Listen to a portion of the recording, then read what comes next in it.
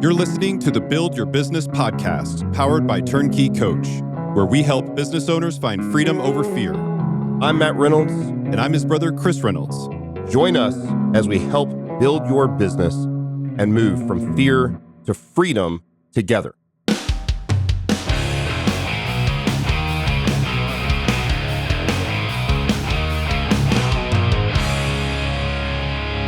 You're listening to the Build Your Business podcast. We are your hosts, Matt Reynolds and Chris Reynolds. Welcome to the show, sir. Thank you. We are going to dive right in as we usually do. Today, we're going to talk about systems and standard operating procedures. The most exciting topic there is to talk about writing technical manuals for your business. But I feel like the twist on this one is that it's exciting for people who are in the middle of chaos. Sure. Because it is the route out, right? So like it's a great topic to go through, especially at this point in the year. I think most people have sort of started to kick off their 2025 critical projects, and you're probably already starting to swim in a little bit of chaos. And so this is a great topic for us to hit and go over how we deal with it. Yeah, in fact, I just got back from Washington State meeting with my executive team, where we lay out the 2025 strategic game plan for the company and all of that sort of strategy deployment. And that really is what filters down into writing systems and SOPs for this year that maybe aren't written yet. And so let's just dive into what they are first. So those words are often used interchangeable. They're not exactly the same, but a system or a SOP, which stands for a standard operating procedure. I was first exposed to this via the E-Myth, and we've talked about the E-Myth, so we won't go into great detail about the E-Myth, although I think it's a great reference book. And for those of you who haven't done this before, that's probably the best book to start with. And all it really is a playbook. A system or a SOP is just often as simple as a step-by-step checklist for how to do a thing.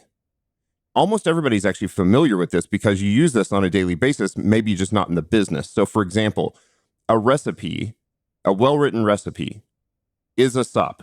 That's right. It's how to cook this thing. It's how to bake this pie. It's what ingredients do I need? What are the things I'm looking for metrics? You know, when the pie crust turns lightly brown and maybe has an internal temperature of X, then those are the metrics, right? And so it's that same thing. You know, we look at instruction manuals for, we are going to the Arnold this year, to the Arnold Classic Arnold Expo convention. And we're big sponsors there. And so we bought a bunch of furniture, IKEA furniture. A system is just like opening up the box of IKEA furniture with 10,000 pieces and following the instructions step by step until you have a piece of furniture that's put together. That is a system or a SOP that IKEA has written for people. And of course, there's lots of, they're not always super easy to follow. The key here is to make it as easy to follow as possible. And as this podcast comes out, this is Super Bowl weekend. Everyone has seen the coach on the sideline with the 9x13 piece of paper that's laminated. That's their game plan. That's exactly right. That is their playbook for what they're going to use over the course of the game. They're marking on it. They're writing on it. They go back at halftime. They make tweaks and changes. They probably print out a new sheet with those edits made and walk out into the second half and do the same thing. And for us, where I really hone this, even with my kids, and I think I've talked about this before, is my kids, their entire lives, have had a chore checklist. The things that they do to get paid. So things beyond what is expected of them, like keeping the room clean and laundry done and whatnot. But the cleaning of the kitchen or the work around the house. We've got tons of trees in our yard. Picking up the sticks after the storm. Things like that is on literally a step-by-step in chronological order checklist. I do the same thing for our sister, who works for me a lot. She shows up every day. There's a notepad on the iPhone that I can share with her that's got her checklist in chronological order of how I want it completed. That is the simplest version of a SOP or a standard operating procedure that I think a lot of us use on some level every single day. Yeah. What you get, I think, when you talk to people about this, and especially with entrepreneurs or founders who are maybe skeptical of systems, skeptical of this idea that you could build checklists, you can turn these things into systems that operate without you, is this idea that you bring some unique magic to the game every time that you're doing it, and it isn't, so black and white as a checklist.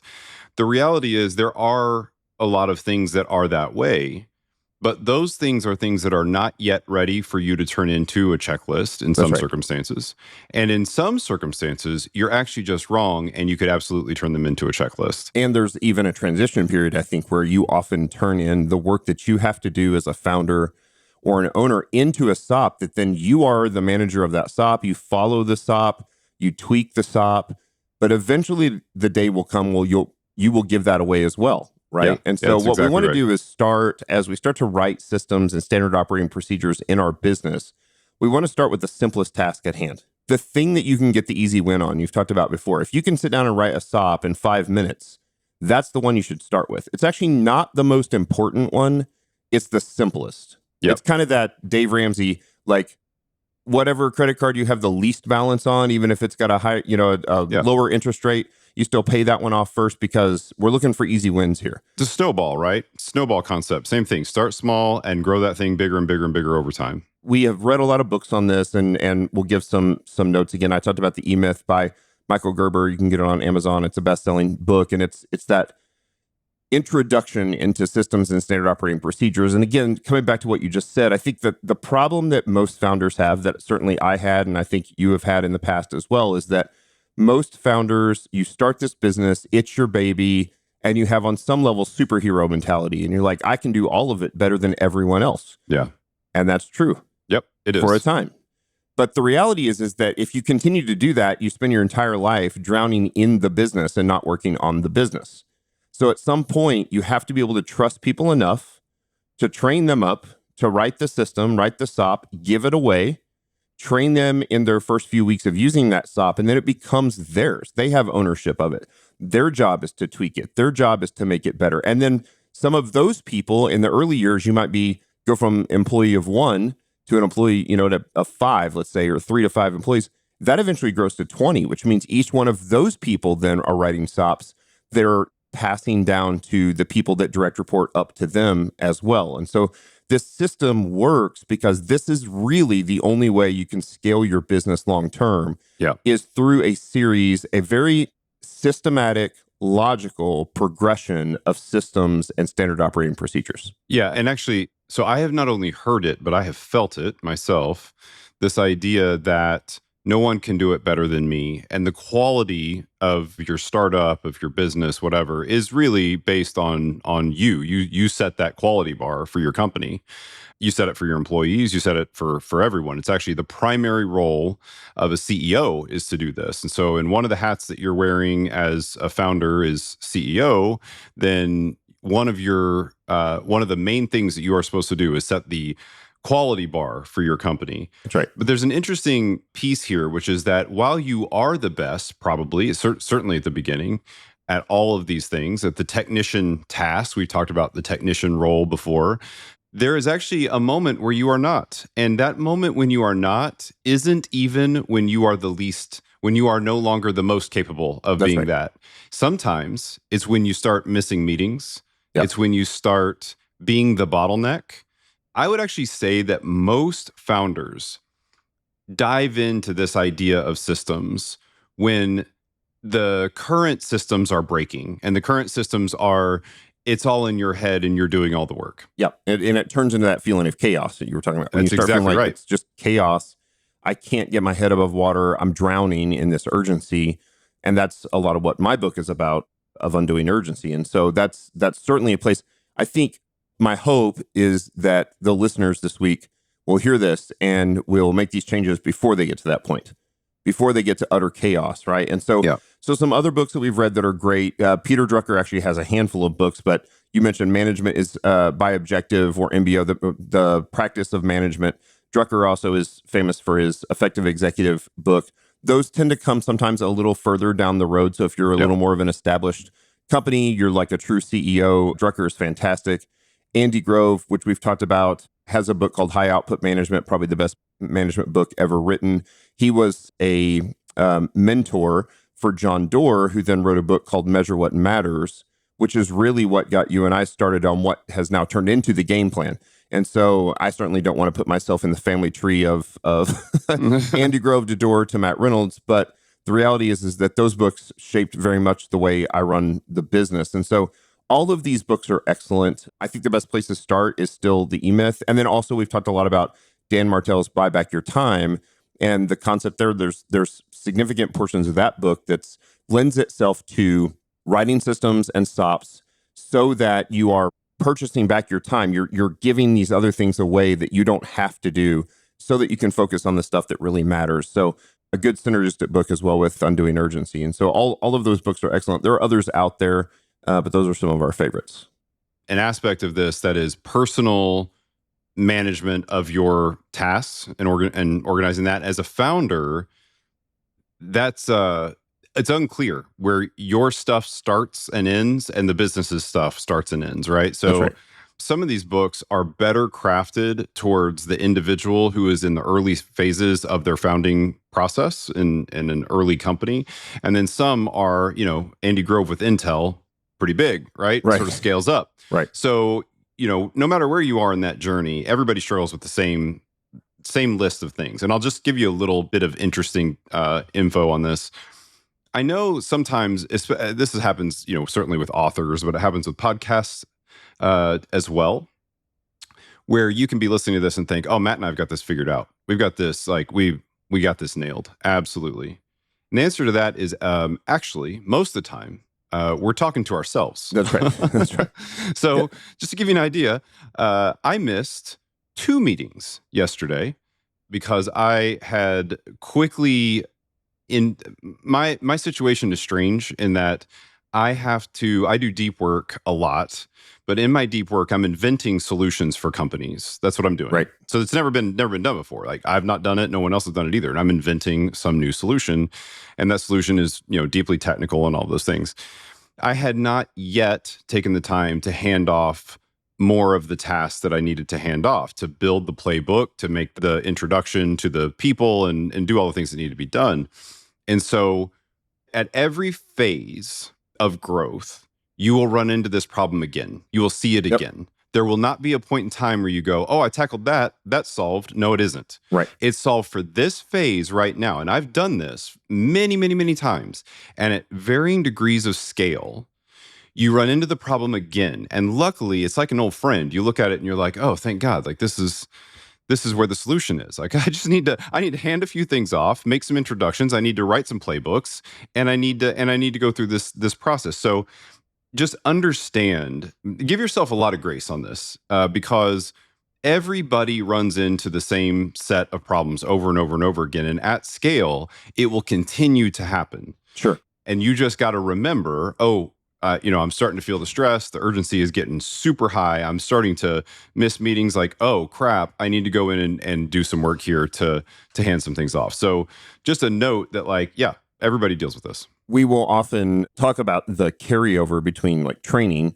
As with me as a strength training coach in my background, you've done lots of training. I've coached you. We've trained together. Training in the beginning is extremely simple. It's linear progression. It's adding 5 pounds to the bar. It's incredibly simple. Over time, it has to become more complex.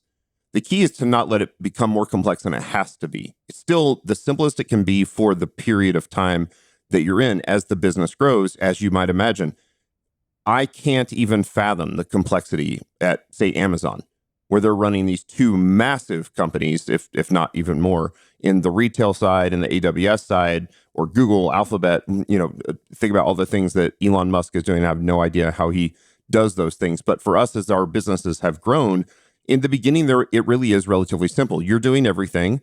You start to identify the things that are easy systems to write, that can be hired out for relatively low wage, and you give those away. And that's a great place to learn with very low risk on how to write these systems, to hand them off to a college kid, to a high school kid, to somebody who has the entry-level wage job. This gets much more difficult as you're writing systems and standard operating procedures for executives, which again, as a CEO, they're direct reporting to you, and then they're writing lots of systems and standard operating procedures to their management team and so on and so forth. So when I started this process at Strong Gym first, and then what is now Barbell Logic, I just made a list of all the things in my business that I was doing, all the tasks.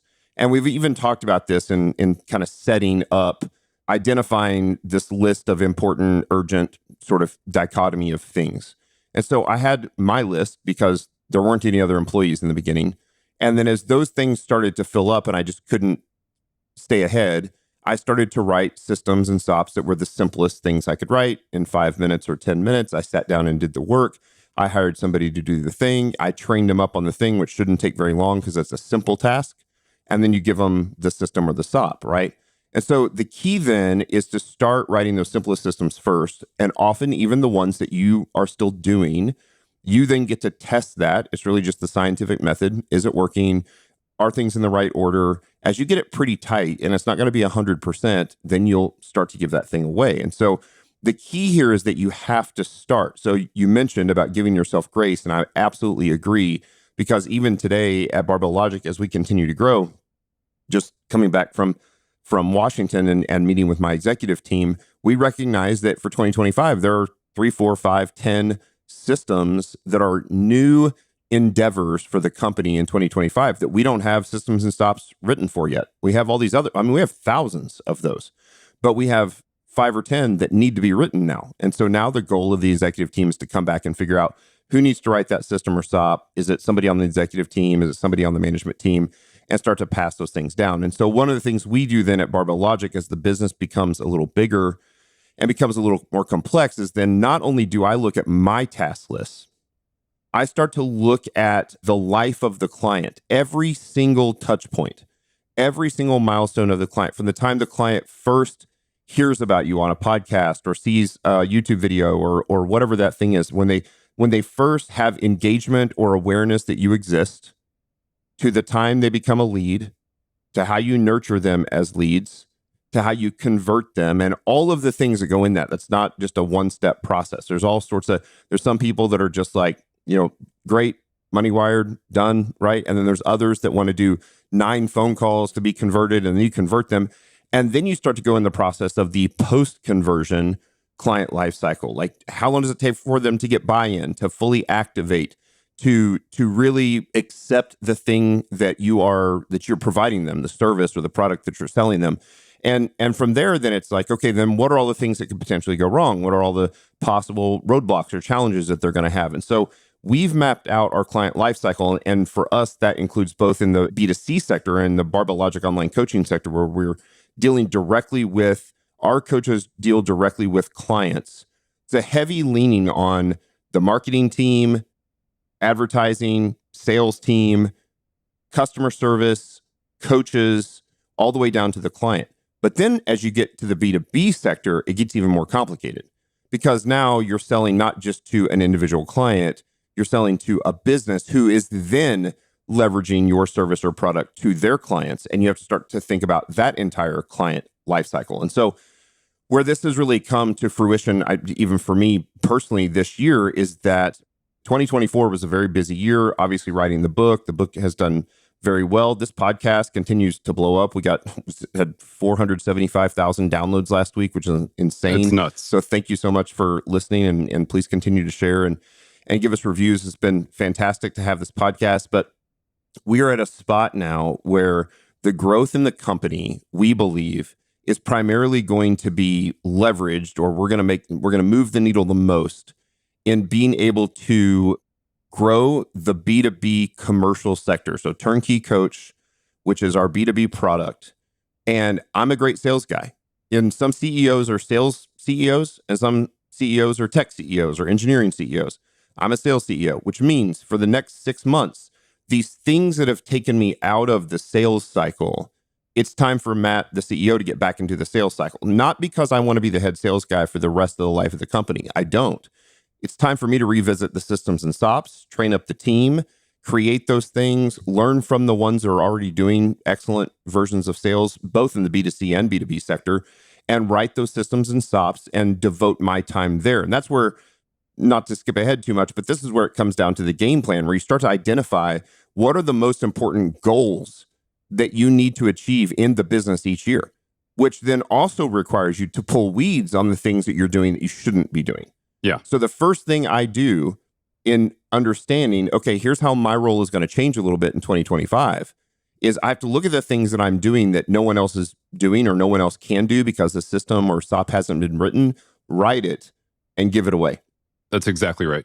a couple things spin out of that. I feel like one of them is you rightfully said, I got to go take the seat back in sales for a bit so that I can sort of go through what that process looks like, use my judgment to figure out how we want to build the processes going forward and what kinds of decisions we need to make and what kind of systems we need before I can hand them off. I actually think that's the thing that makes this difficult. And I think it's where a lot of people get stuck. Yep. The idea is you've got, as a founder, and at least initially, there's one person on the planet whose judgment you trust. Right. And it's yours. That's right. Right. And so over time, that changes. Over time, you will come to trust in other people's judgment, and those will be the sort of your long-term employees, Yep. long-term executives that Yep. you'll put in place. But the first thing that you're going to have to do to give yourself enough time to even do that is you got to start by pulling the weeds. That's right. There are weeds that can be pulled in this case that are literally where the whole SOP is an email that needs to go to somebody and Right. you're basically done. Like I did Right. that one yesterday where it was like, why am I interviewing all of these people? Like I can hand Especially that if you trust the person. If you trust the person that you're emailing, you actually then trust them to write the SOP. you tell them to. Yeah. You say like, this is going to be your job now. Write this up, send it to me. I'll put my stamp of approval on it, but I trust you. I know it's going to be great. Yeah. And you pass it off. That's right. And then you've got these things where you are inventing the future. You are using your judgment to figure out what a sales go forward motion looks like. You are figuring out, how to do various things. And on those things, you are right to keep them initially. That is the list of things you need to be working on, Sure. right? But it ends up being, what are all the other things that are not those things? Right. That you need to hand off and make sure that you have clear definitions around. For us, I think our business essentially creates these for people. What we do with a lot of engineering companies, or the engineering portion of an organization, is we'll go in and actually watch what they're doing and the way they're building software and shipping it and all the various things that are happening. We can figure out very quickly where they are losing time and where, why maybe it's not as effective as it needs to be. And then we actually take those standard operating procedures, we write them down, make sure that everybody agrees on them, or at least understands them. We don't always get agreement early on. We have to sometimes just get, sorry, but this is what we need to do. Yep. We automate those, Yep. right? So that we're completely automated. The thing that's interesting is, being that company, you kind of have the problem where the cobbler's children have no shoes, that whole thing. Like, Sure. we're doing this for other people. Hard for us to remember to do it for ourselves. Absolutely. And you may find that you do something very similar. If especially if you're in a service business, a lot of what you do, helping other organizations, helping people, whatever, you can find that you're needing to turn that attention towards yourself a little bit to say, like, how do we build some of these processes and procedures? But at the end of the day, the thing that you need to make sure that you keep clear in your mind is, there are tasks that are judgment-oriented tasks, and they are going to be the prime tasks that you are going to need to work on. Your goal is to get them into a formalized system and hand them off, right? That's right. But you may have to do it for a while. That's okay. That's right. That process is pulling the weeds on the things you don't have to be doing right now, so that you can focus on the things that you should be doing right now.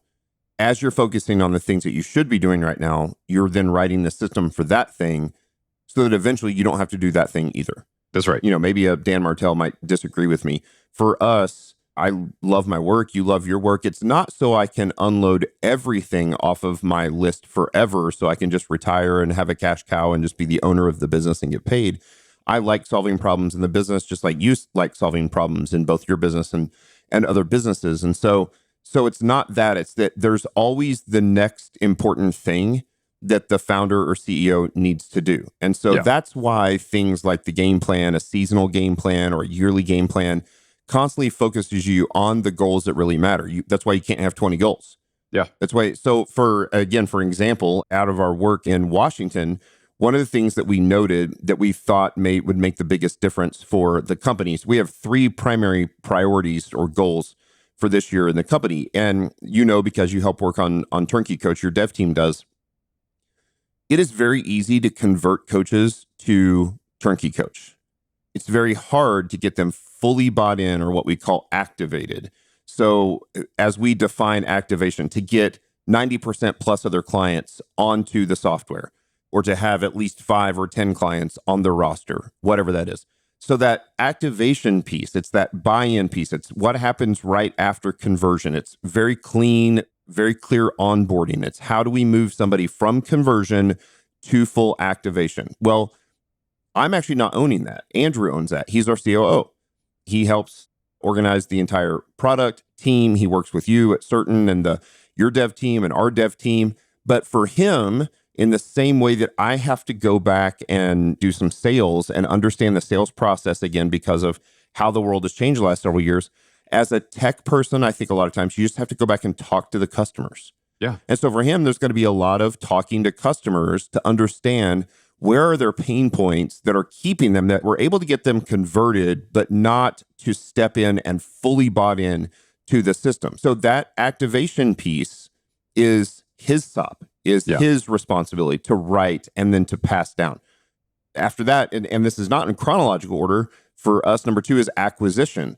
And for acquisition, my CMO owns that. That acquisition piece is everything from top of the funnel to conversion.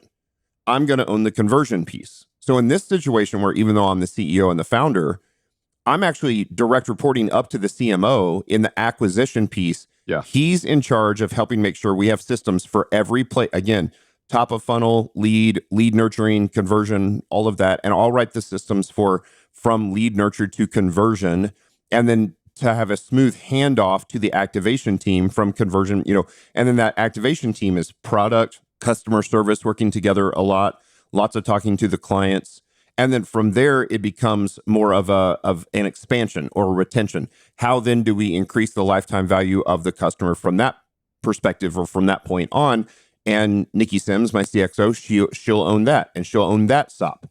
And so full circle, when I started Barbell Logic, I've told this story where I just sat at my desk for like 16 hours a day and wrote systems. Yeah. Everything I could possibly think of, right? Like, how does somebody put their credit card on file? What happens if their credit card bounces? What's the email they get for the welcome to Barbell Logic? How do we get them connected to a coach?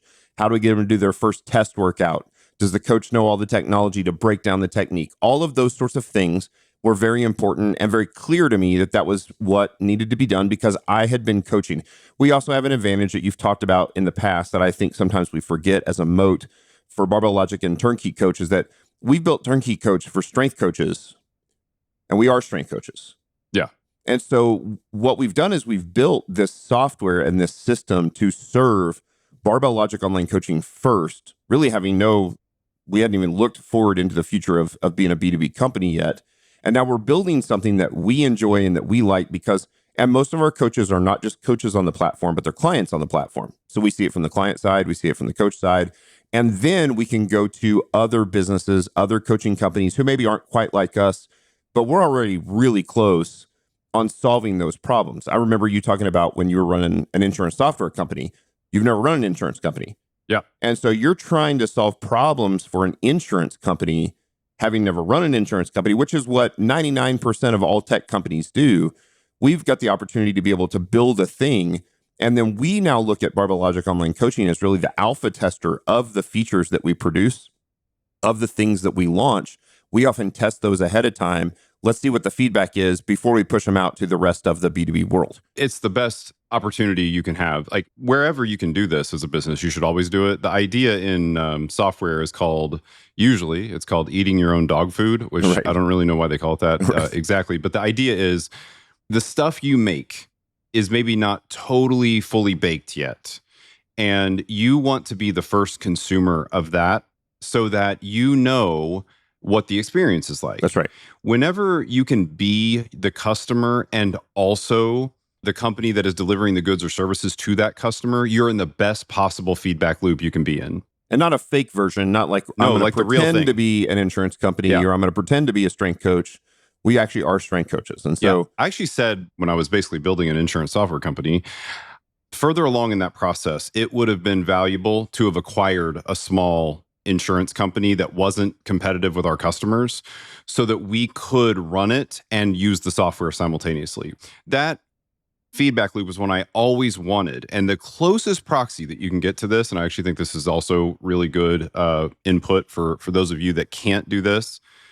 I think a good proxy for this is just how freaking close you need to be to your customers. That's right. Just do things like it'll blow their minds if you ever go to a customer and say, let's say you get feedback on something and the customer says, this part's not working so well. It's actually pretty painful for us and we're dealing with it on a day in and day out basis. A thing you can do to solve that problem is say, okay, give it to us. We're going to do this manually as you. We're going to step in as you. We're going to handle it because we won't deal with it for very long before we automate it or solve this problem for good with this thing that we're doing. And so you can step into their shoes and it looks like incredible customer service to them. They're going to be blown away because nobody does this, by the way. Like nobody does this. Sure. And if you will do it, you set yourself apart as being, a top 0.01% company. But the advantage is really that you are standing in the shoes of your customer so that you can understand what needs to be done. And taking this back to this idea of SOPs and the way that we build our systems, this is another example of a place where we're talking about the critical nature of judgment. Whenever you have, if it's you, if it's an exec, whoever it is that is actually doing this, it takes tons of judgment and a lot of buy-in and ownership mentality to be able to do this well. You can just imagine trying to hand off to a low-level employee the idea of, I want you to stand in the shoes of the customer now and let's solve this problem for good for them. What they're going to see is you just gave me an extra task that I have to do and it doesn't sound like my job. It sounds like their job. Right? And that won't work at all. That's obviously not why you're doing it. You're not doing it so that you have a thing to do. You're doing it so that you solve something for the customer. And that is just a completely different mindset. So as you build these out, there's a very, very important sort of Occam's razor here about like how you decide what things are being handed off and what things you need to either keep or give to an executive as a primary SOP that they're going to be working on. And that is really built around how much judgment does it take and is the person properly incentivized to make sure that this goes, the way it needs to go. You always have the vocal minority, right? So sometimes we have clients, B2B clients, who are very small, who just have a few clients on their roster. And they're like, boy, if you could give me this feature, I think I would be all in. Yeah. But that's the only time you've ever heard that. And one of the things that Andrew and the team have done, the operations team has done really, really well, is they're always listening. And as that pops up a few more times, you start to realize like, okay, if I solve this problem, I'm not just solving it for this customer, I'm solving it for many or maybe even all the customers in the future. Yeah. And so then your order of operations, and we do the same, is let's just figure out the manual way to fix this first, which makes it slower in the beginning, but you know that it works when it works, and then you can fully automate. The cost of full-blown software development, automation, launching, and then having the thing still not work, that's actually a far greater waste of time. And so you have to be patient in the beginning to say, we're going to test this, we're going to manually do this, we're going to make sure this works, we're going to get the feedback. And when we know that it works, now we take all of our efforts and we go, now, how do we take this off of the manual plate and put it on the automated plate? That's, I think, really key. That's a super good point too. And I actually don't think that this is perfectly obvious to most people because I have to say it on an almost daily basis, not just to my own staff, but also to the companies that we work with, that you never, ever, ever automate something before you get the manual process right. Right. So like, this is like, to me, this is just like business 101. Like, but it's really, really important to get this deep in your brain that there are a lot of things that you can automate and a lot of processes that you can build and none of those things should happen until you are absolutely confident that you've got the right procedure or process in place to begin with, right? That you're doing the right things. Don't automate the wrong things. That's a terrible thing to do. You're not going to tear down the automation and rebuild and all these things. Yeah.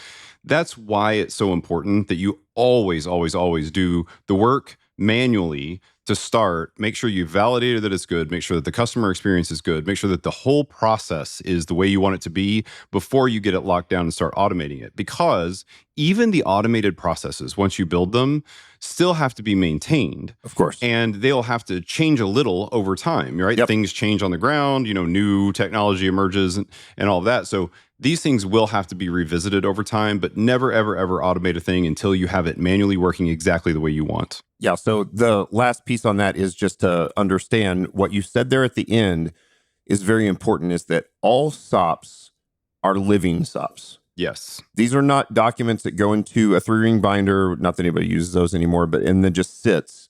It's that as technology changes and the customer changes and the needs of the customer change, the SOP will change a little bit. And it shouldn't typically change 90% or 80%. It changes 2% at a time, 5% at a time. It's a little bit of steering the ship.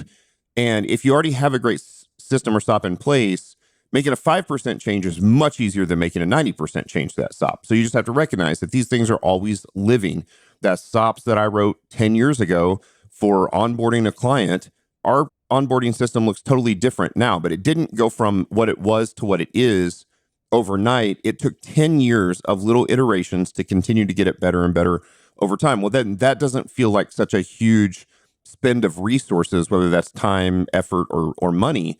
And so that's how we approach this. These things are always living. As new owners own those SOPs, they bring their skill set. And then that's another piece of this, is that as the business grows, while yes, you may be the best at all of these things on day one or in the first year, you are then hiring people and giving SOPs away to the right people who have the potential to be much better at them than you are. Yeah. At some point, you do recognize, and I think most people go through this as you get into your middle ages, that you, in fact, are not superhuman and you're not great at everything. And so you right. do the thing that you're great at and you give away the things that you're not great at to people who are great at those things. And just like you said, there's somebody out there that loves that thing that you may hate, but someone else loves it. And that's the person to own that SOP. And on day one, and Martell talks about this, if you can hire somebody, at best, they're going to be 80% of what you are. Sometimes they're going to be 25% of what you are at this. But if they have the potential to be 80% or above, that's the place to push out. And what you'll often find, what I've found, is that especially at the executive level, all of the executives are far better at their job than I would ever have the potential to be, even if I spent the next 10 years of my life doing just their job. Yeah. I would not be better at their job than they are at their job, because they're different personalities. They come from different backgrounds. They have different skill sets. This is what matters. And this is why it's so important to pick the right person to hand that SOP off to. That's right. I mean, eventually we'll have a conversation around how you build executive teams, but this is the way, right? Like at the end of the day, a good executive team, first of all, they don't all look like each other, talk Right. like each other, do the same thing, right? That you're looking for people that fill the gaps of the things that you as a founder, as how you're going to start, you as a founder are bad at, right? You want to find people that sort of fill in those gaps. But I think it is definitely also true that you are going to find that there are areas of the company that are really critical that you are just either not good at or cannot make yourself stay interested in. I actually have a few of those myself, right? Like I'm pretty fascinated by most things. There are some things I'm not fascinated by. Right. And I just need somebody else to do that work. And there are people who absolutely love it. So hand it to them. The last piece of this is also, and this is a callback to a thing you said earlier, and I think it's really also very important. I have seen companies as they've grown, and I'm talking about grown to the level of being ready to publicly IPO. Right. All right. Big companies. Big, right?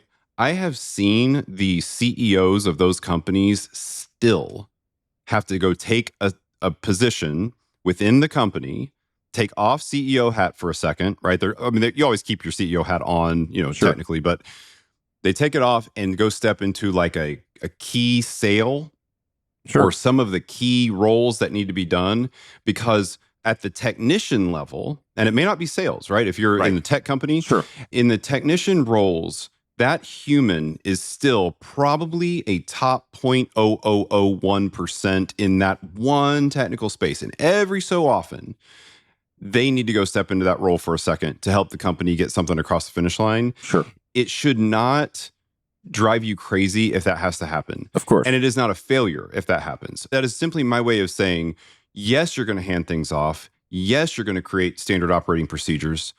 There are still going to be times where you need to recognize, and it's okay to recognize, that you have the magic in some capacity within the organization that you may need to step into and hold that role for a couple weeks, couple months, until you are able to train the team up to be at that 80% line of what you are. And for me, it's always about, I'm looking for that 80% line. Yeah, for sure. I don't expect 100. And I think if you do, you're going to fail at this. I think 80% is the number. The human you're going to put in charge of a thing needs to have the capacity to get to 80% of what you can do. It may never get higher than that, and that's okay. Or at least your perception of it may not get above that. But often they do grow into Sometimes over they time do. and are better at it. So let's talk about specific really quick on how you actually create SOPs, because I think technology has changed us quite a bit. Again, when I was writing SOPs in the early days, I was writing SOPs on a Google Doc. As a matter of fact, Google Docs were probably relatively new. I might have been writing them on Microsoft Word. And you use video a lot now, you use Loom and whatnot. So when it comes time for you, as you think about, again, the time investment that it takes to write a SOP, what you found is that by recording a video and just walking through you doing the system or the SOP, that's how you start to create that. What's that process look like for you? Yeah, so just remember the type of work matters here. So if you're out on a manufacturing floor, this is not going to work. You're going to need somebody to either walk around with you with a camera or whatever. But for me, everything that I do is on a computer. Everything that I do is on screens, and the things that we solve are those things, right?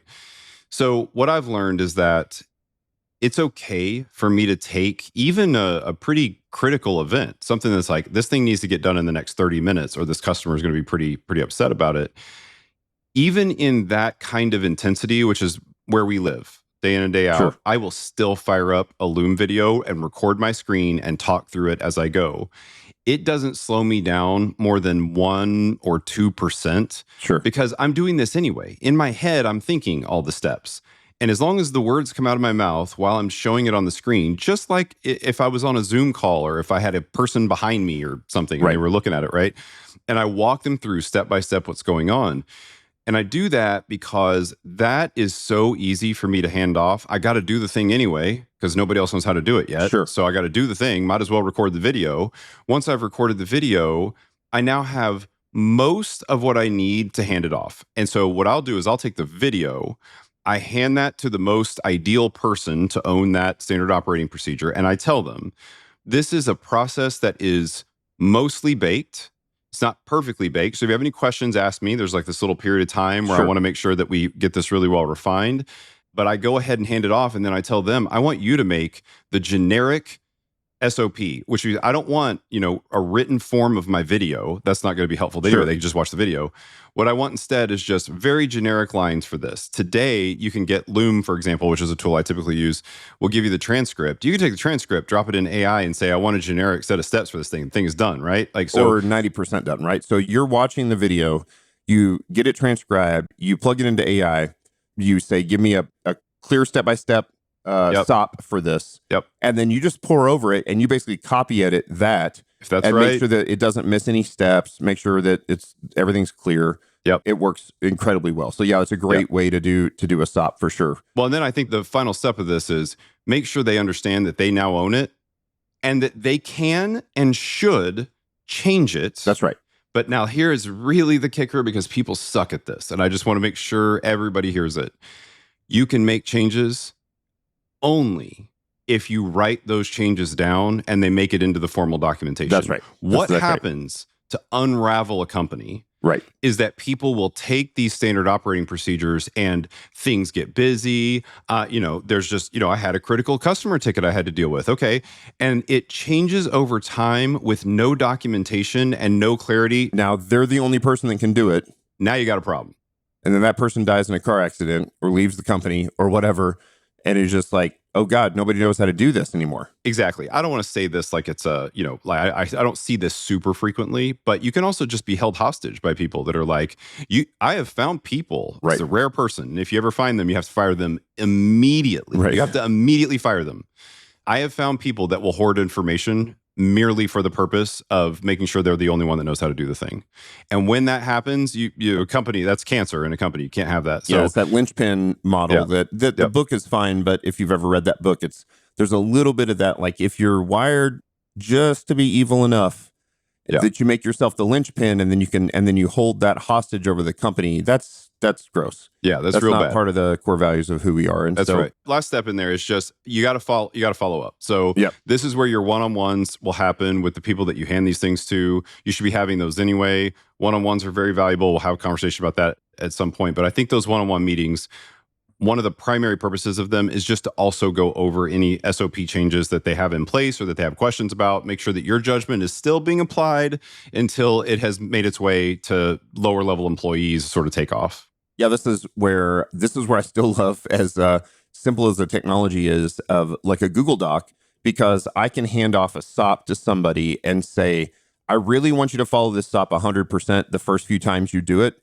Now, if in the beginning you already see clearly that there are steps that need to be added or taken away, just make it a comment on the SOP. And then when we do the one-on-one, review that with me. I'll give you the thumbs up. Or sometimes I don't even have to do it during the one-on-one. The very next day, I can look at their SOP and they can put in the comment, here's why this step should be added. And I just go approve. And now it's in the document. Yeah. And then, but the key there again, from a culture standpoint, is that not only do you have to trust them enough to give it away, they have to know that you trust them enough for them to have ownership of it. Yes. I don't want employees to feel like they have ownership of a thing. I want them to actually have ownership of a thing. Because when they actually have ownership of a thing, they take more pride in the thing. That's, again, another story for another day. This is why I try to be generous with equity, with stock options.